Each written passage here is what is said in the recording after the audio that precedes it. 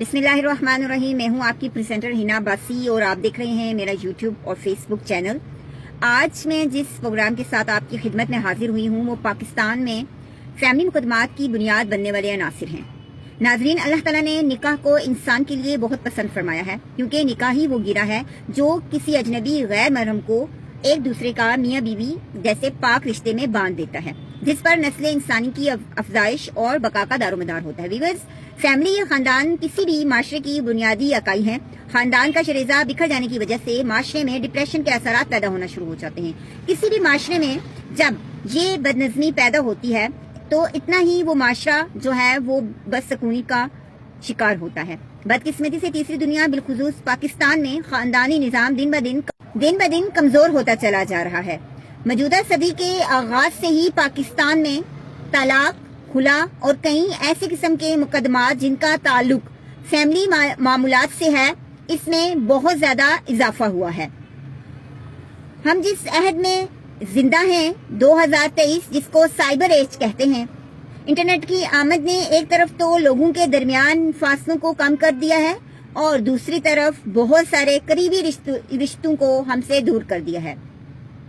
جی ہاں، یہ بہت بڑی سچائی ہے کہ انٹرنیٹ اور سوشل میڈیا نے جہاں علم کی آگاہی ہمیں دی ہے، وہیں پر کچھ کم عقل اور کم علم لوگوں کو انفارمیشن ٹیکنالوجی نے ذہنی مریض بنا دیا ہے.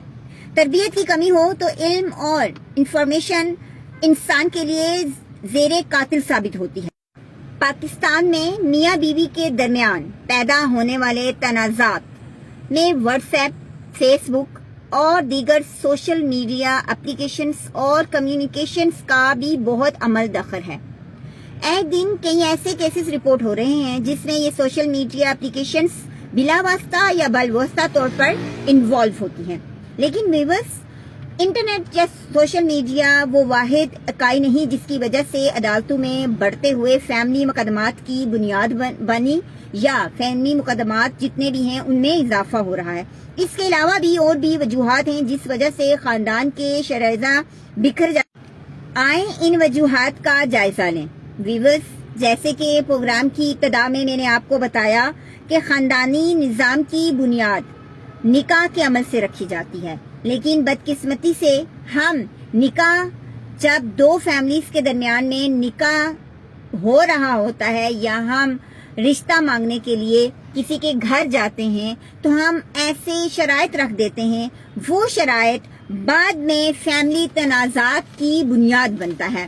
بالخصوص حق مہر میں لکھی جانے والی رقوم یا جائیداد وغیرہ یا نان نفقہ کی شرائط. یہ سب وہ امور ہیں جو بوقت نکاح ہم کسی مصلیت کے تحت قبول تو کر لیتے ہیں، لیکن بعد میں جب ان شرائط کو پورا کرنے کا وقت آتا ہے تو کچھ لوگ تو صاحب اقتدار ہوتے ہیں یا ان کے پاس اتنی دولت ہوتی ہے کہ وہ نکاح میں رکھی گئی تمام شرائط پوری کریں، مگر کچھ لوگ اتنی استطاعت نہیں رکھتے کہ وہ تمام لکھی گئی جو شرائط ہیں ان کو پورا کر سکیں. نکاح نامہ وہ دستاویز ہے جس کی وجہ سے دونوں فریقین یعنی کہ مرد اور عورت پر کچھ حقوق و فرائض تعین کیے جاتے ہیں. ایک کا حق دوسرے کا فرض ہے. نان نفقہ شوہر کی ذمہ داری ہے. ہمارا معاشرہ معاشی لحاظ سے کمزور معاشرہ ہے. بے روزگاری عام ہے اور مہنگائی بھی روز افروز جو ہے وہ بڑھتی جا رہی ہے. ان حالات میں ایک مزدور، کم آمد اور بے روزگار شوہر کے لیے بیوی بچوں کے اخراجات کو برداشت کرنا مشکل ہو جاتا ہے، جس کا نتیجہ ناچاکی کی صورت میں نکلتا ہے اور بیوی خرچہ اور نان نفقے کے لیے عدالت کا رخ کرتی ہے. بعض اوقات شوہر اپنی آمدن اور اوقات کے مطابق خاندان کی کفالت کر رہا ہوتا ہے. ویورز، ایسے میں دیکھنے میں آیا ہے کہ اگر آپ کے مالی حالات چاہے بہتر ہوں یا نہ ہوں، بعض اوقات یہ وجہ بھی نہیں ہوتی کہ بات خلا یا طلاق تک پہنچ جاتی ہے. اس کا اصل مقصد یہ ہے کہ ہم جو بے جوڑ شادیاں کروا دیتے ہیں جن میں پسند اور ناپسند کا خیال نہیں رکھا جاتا. کسی وقتی مصلیت کے تحت دونوں فریقین ایک دوسرے کو قبول کر لیتے ہیں، لیکن بعد میں یہ وقتی قبولیت جو ہے وہ نفرت میں بدل جاتی ہے جو کہ خلا اور طلاق تک پہنچ جاتی ہے. ویورز، اس ساری گفتگو سے یہ پتہ چلتا ہے کہ فیملی تنازعات کی وجہ بننے والے عناصر میں سوشل میڈیا، بے روزگاری، ڈپریشن، احساس کمتری یا احساس بدتری، محرومی اور عدم برداشت ہیں. ہمیں یہ خیال رکھنا چاہیے کہ ہم اپنے اندر اتنی برداشت پیدا کریں کہ ایک دوسرے کو برداشت کر سکیں.